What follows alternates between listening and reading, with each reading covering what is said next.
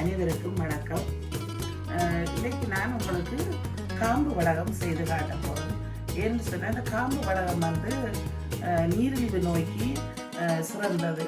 எங்களுடைய முன்னோர்கள் இதை வந்து ஒரு காலப்பொருள், அநேகமாக வைகாசி மாதத்தில் தான் இந்த பூ கிடைக்கும். அதிலே நாங்கள் அதை உலர்த்தி அதை வைத்து இந்த காம்பு வடகத்தை செய்வார்கள். ஏன் இந்த காம்பு வடகத்தை அப்படி செய்கிறத, காம்பில் வந்துதான் கூடின கசப்பு சத்து இருக்கும். அதால தான் அந்த காம்பியை வச்சு, காம்பு அந்த பூக்களோடையும் சேர்த்து, உதாரணமாக இப்போ இந்த உலர்த்தின பூ இருக்குது, இந்த உலர்த்தின பூவும் இந்த காம்புகளோடய அப்படியே எடுத்து வச்சிருக்கிறது. அப்போ அந்த இதை வச்சுத்தான் நாங்கள் அந்த காம்பு வடகத்தை செய்கிறதுக்கு இருக்கிறோம். இதாலே இந்த முன்னோர்கள் வந்து நோய் இல்லாமல் இருந்தவைகள். ஏன்னு சொன்னால் இயற்கையான மருத்துவ குணம் நிறைந்த இந்த கசப்பான வேப்பம்பூ அப்படியான பொருளை அவைய உட்கொண்டதால் அந்த நீண்ட கால ஆயுளாக இருந்தவைகள், அதை விட நோயின்றி வாழ்ந்தவைகள். அவைகளுக்கு நீரிழிவு நோயின்றதே இல்லை. அப்போ அப்படியான ஒரு பொருளை தான் உங்களுக்கு செய்து காட்ட போகிறோம். அப்போ இதுக்கு தேவையான பொருட்கள் உளுந்து, தோல் நீக்கின உளுந்து, உப்பு, கட்ட மிளகாய் தூள், எள்ளு, பெருஞ்சீரகம். அப்போ இவ்வளவும் தேவை. அப்போ நீங்கள் இதை வந்து ஒரு அளவு, உதாரணமாக நான் ஒரு அளவு என்ன செய்கிறான்னு சொல்லிட்டு சொன்னால், ஒரு அந்த டின் மில்க்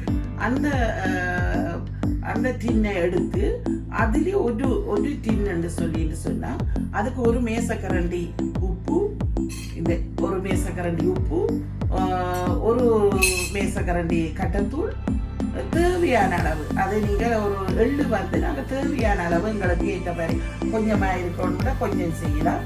அப்போ எள்ளு போட்டு செய்யலாம், தனியாகவும் செய்யலாம். சில பேர் வந்து எள்ளு வந்து சில பேருக்கு ஒவ்வாமை இருக்கும், அதனால் தனியாக உளுந்தும்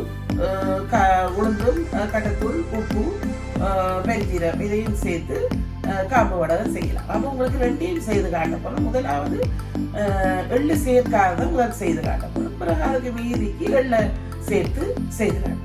இப்போ நாங்கள் உதாரணமாக இந்த உலர்த்தப்பட்ட பூவை இப்படி அடுக்கி வச்சிருக்க வேணும், அடுக்க வேணும். அடுக்கினாத்தான் எங்களுக்கு இப்போ கொஞ்சம் நிறைவாக இருந்தால் தான் அது அப்படி கூட பூசுவதற்கு நல்லா இருக்கும். அப்போ நாங்கள் இந்த உளுந்த தெரிவு செய்கிறாங்கன்னு சொல்லிட்டு சொன்னால், இதில் ஒட்டி பிடிக்கிற தன்மையாக இருக்கிறதுக்கு தான் இந்த உளுந்தை தெரிவு செய்கிறாங்க. அப்போ உதாரணமாக முதல் உங்களுக்கு நான் காம்பு வடகத்தில் உளுந்து தனியாக மட்டும் செய்கிற வடகத்தை செய்து காட்ட போகிறோம். அப்போ நீங்கள் முதல் இதில் நாங்கள் கட்டத்தூளையும் மிக்ஸ் பண்ணி காட்ட போகிறோம். இது நான் ஒரு சிறிய அளவிலே எடுத்துருக்கிறேன். அப்போ இப்படி தோல் நீக்கப்பட்ட உளுந்தை நீங்கள் 3 மணித்தியாலத்துக்கு ஊற விட்டால் காணும். ஊற விட்டுட்டு மிக்சியிலே அடிச்சுட்டு அதை நீங்கள் மிக்சி, இப்போ சில உண்மையாக அந்த காலத்துக்கு ஆக்கள் அம்மியிலே தான் அரைத்து எடுத்துருப்போம். அது இன்னும் மிகவும் சிறந்தது. அப்போ இதே நாங்கள் என்ன செய்ய போகிறோம்னு சொன்னால், இதுக்கு ஒரு எங்களுக்கு தேவையான அளவு பெருஞ்சீரகம் நாங்கள் போடுறோம். போட்டுட்டு இதை என்ன செய்ய போகிறோம், மிக்ஸ் பண்ண போகிறோம். இப்படி மிக்ஸ் பண்ணிட்டு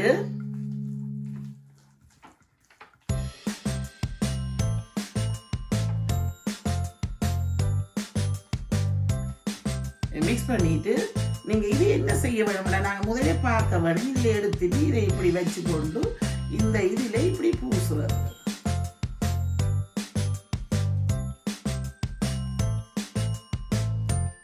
இப்படி பூசிருப்பீங்க.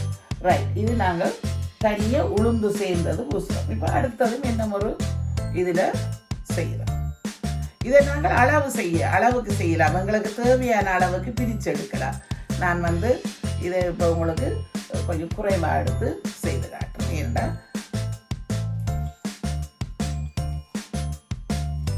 ரைட், இது சரி. நீங்கள் இப்போ சிறிய அளவில் செய்ய போகிறீங்கன்னா நாங்கள் அந்த நெட்டையும் ஒரு அளவிலே எடுக்கலாம். பாருங்க, எங்களுக்கு சிறியதாக தான் வேணும்னு சொன்னால் அந்த சிறியதாக இப்படி முடிச்சு சன்னா எடுத்து போட்டு ரைட் இப்போ நாங்கள் காம்பு வடகம் உளுந்து சேர்ந்தது செய்துட்டோம்.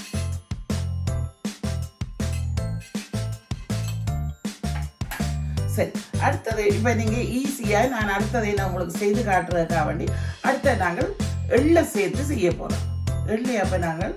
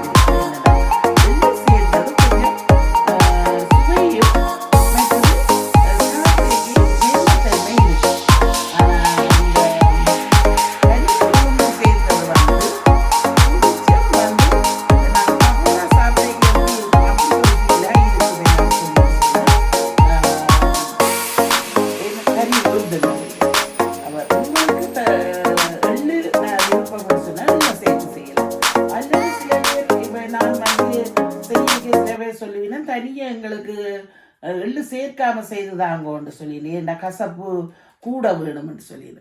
அப்படியா நாங்களுக்கு இப்போ சில நேரம் இப்போ உங்களுக்கு சில நேரம் இல்லை இவ்வளவு தொக்கியா தேவையில்லை மெல்லிசா வேணும்னா நாங்கள் மெல்லிய உதாரணத்துக்கு இது மெல்லிசா பாருங்க எப்படின்னு இருக்கலாம். அப்போ அது எங்களோட தேவையை பொறுத்து நாங்கள் செய்யலாம். சரியா? இப்போ ஓகே, நாங்கள் இந்த எள்ளு சேர்ந்ததையும் இப்போ உங்களுக்கு செய்து காட்டியிருக்கிறோம். அப்போ நாங்கள் இதை சொல்கிறோம், நீங்கள் வளமையில் நீங்கள் பார்த்துருப்பீங்க தட்டியான வடகம்னு தட்டை வடகம்னு சொல்கிறத அதை கூடுதலாக நீங்கள் பார்த்துருப்பீங்க. இங்கே பாருங்க, நான் செய்து இதில் எள்ளு சேர்த்த இதில் வந்து பேக் பண்ணி வச்சுருக்கேன். இது தட்டை வடகம். அடுத்தது தான் வந்து என்னென்னு சொன்னால் காம்பு வடகம்னு சொல்லி என்னென்னு சொல்கிறோம். காம்பு வடகம் ரெண்டு விதமானது உங்களுக்கு காட்சிப்படுத்தி இருக்கிறேன்னு என்னென்னு சொல்லி சொன்னால், ஒன்று எள்ளு சேர்ந்தது, மற்ற எள்ளு சேராதது. அப்போ இதில் நீங்கள் இப்போ இப்படியெல்லாம் செய்து இதை நாங்கள் வந்து உண்மையாக இயற்கையாக வெயிலில் உலர்த்தலாம். நாங்கள் கூட இங்கே அவன்லாம் செய்கிறது ஏன்னு சொன்னால் வெளியில் எங்களுக்கு இடம் இருக்காது. மற்றது அதுக்குண்ட உலர்த்துறதுக்கு இருக்குது மெஷின். நாங்கள் அதை கூடி வாங்கலாம். பெரிய தொகையில் செய்ய நீ அதைத்தான் வாங்க வேண்டிய நிலை இருக்குது. அப்போ உதாரணமாக நீங்கள் பார்த்துருப்பீங்க. அப்போ நாங்கள் இப்படி செய்கிறோம், இதை உலர்த்துறோம்.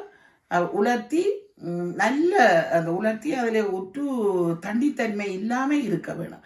அப்போ அப்படியான பிறகு நாங்கள் இப்படி பேக் பண்ணுறோம். ஆனால் இம்முறை நான் இந்த பொலித்தீனில் பேக் பண்ணியிருக்கிறேன். உண்மையாக பொலித்தீன் சிறந்ததில் நான் இது கடதாசி இதில் தான் அந்த பேக்கிங்கை செய்ய வேணும். நான் பிறகு உங்களுக்கு அப்படி ஒரு பேக்கிங்கை செய்து முடிவு பொருளாக நீங்கள் வெகு விரைவில் பார்ப்பீங்க. சரி, நாங்கள் இப்படி செய்து காயப்படி எல்லாம் வச்சிருக்கிறோம்னு சொல்லின்னு சொன்னால் சரி நாங்கள் சாப்பிட போகிறோம். அப்போ சாப்பிட்றதுக்கு என்ன செய்யலாம்னு சொன்னால் ஓரளவு கோல்டன் ப்ரௌன் கலரில் இப்படி நாங்கள் என்ன செய்யலாம்னு சொல்லின்னு சொன்னால் அளவான எண்ணெயில் விட்டுட்டு அந்த எண்ணெயை கொதிக்க விட்டுட்டு பிறகு நாங்கள் அதை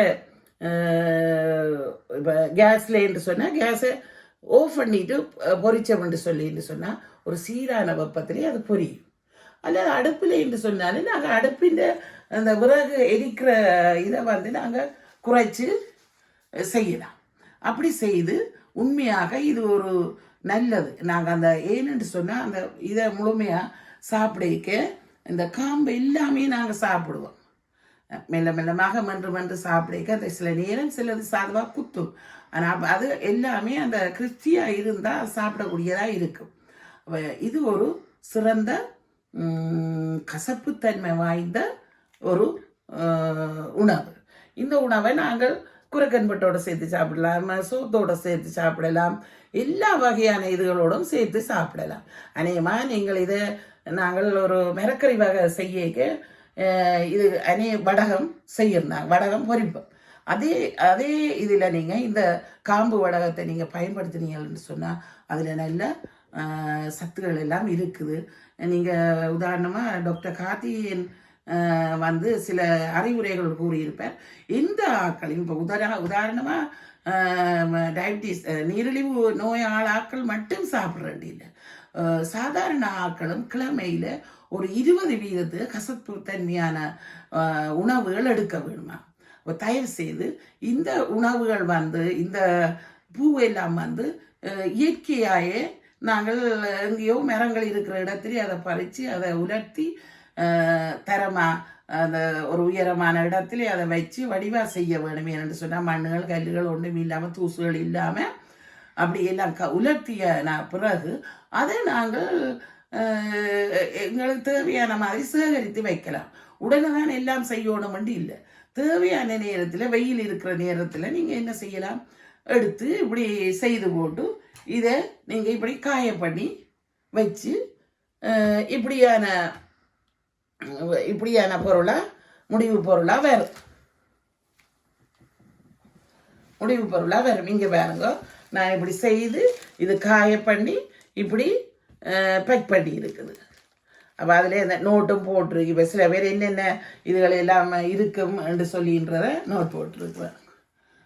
அடுத்தது அதே மாதிரி இது எள்ளு சேர்ந்தது, எள்ளு சேர்ந்ததையும் இப்படி செய்திருக்கிறேன். இப்போ அதில் சிலது அந்த பூக்கள் சில உதிர்ந்து இருக்கும். அல்லாடி அந்த பூவையும் நாங்கள் அப்படி தட்டி எடுத்து சில பேருக்கு இது சில நேரம் சாப்பிட விருப்பம் இருக்காது. இப்படியான வடகம் தான் சாப்பிட வேணும்னு சொன்னேன்.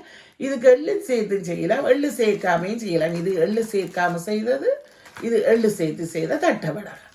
சரியா, இப்படியான இதுகள் எல்லாமே நான் செய்து கூடுதலாக நிறைய பேர் என்னட்ட இதை வாங்குகிறார்கள். உங்களுக்கும் தேவை என்று சொன்ன என்னுடன் தொடர்பு கொள்ளுங்க.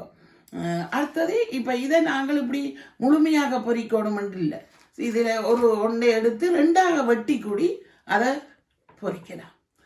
அப்படி செய்துட்டு இதை நாங்கள் என்ன ஒரு சாப்பாட்டோட தயவுசெய்து நீங்கள் குரக்கன் நீரிழிவு நோயாக்கள் குரக்கன் சாமை அதுகளெல்லாம் செய்யக்க இதையும் ஒரு சைட்டாக எடுத்து நீங்கள் சாப்பிட்டீங்கன்னு சொன்னால் அது பிரயோசனமாக இருக்கும். ஏன்னா நிறைய பேர் அதை அந்த சாப்பிட்டுட்டு கமெண்ட்ஸ்ன்னு சொல்லியிருக்குங்க, நல்ல மாதிரின்னு சொல்லிடு. ஆகவே ஒரு இலகுவானது, மற்ற விலை குறைந்தது, போசாக்கு மிக்கது, அதாவது இந்த ஒரு நோயை குணப்படுத்தக்கூடிய ஒரு இயற்கையான மருத்துவ குணம் கொண்டது. நான் அப்போ இதை இப்படி பொறிச்சு உங்களுக்கு காட்டியிருக்கு. அதுக்கு ஒரு அதே பூவிலே ஒரு உணவுக்கான ஒரு அலங்காரத்தையும் செய்திருக்கிறேன். ஏனென்று சொன்னால் ஒரு கவர்ச்சியாக இருக்கும். ஒரு கசப்பான உணவுக்கு பார்க்க ஒரு அதிலேயே சேர்ந்த ஒரு பூவையும் செய்திருக்கிறேன். சரி, இவ்வளோத்தையும் உங்களுக்கு செய்து காட்டியிருக்கிறேன். தயவு செய்து நீங்கள் இது ஒரு வடிவாக பார்த்து இது எப்படி செய்ய வேணும் என்று சொல்லிட்டு இனி அடுத்த காலத்தில் வர வைகாசி மாதத்தில் இந்த பூவை நீங்கள் எடுத்து கடையில் கூடி வாங்கலாம். சில பேர் கடையில் இந்த பூக்கள் எல்லாம் கொடுத்து விலைக்கு கொடுக்கலாம். நீங்கள் கடையில் கூடி இப்படி பூவை வாங்கி கூடி சில நேரம் செய்யலாம். ஏன் விலை கொடுக்காமலே நீங்களே செய்து பயன்பெற வேணும் என்று கேட்டுக்கொண்டு விடைபெறுகின்றேன். நன்றி.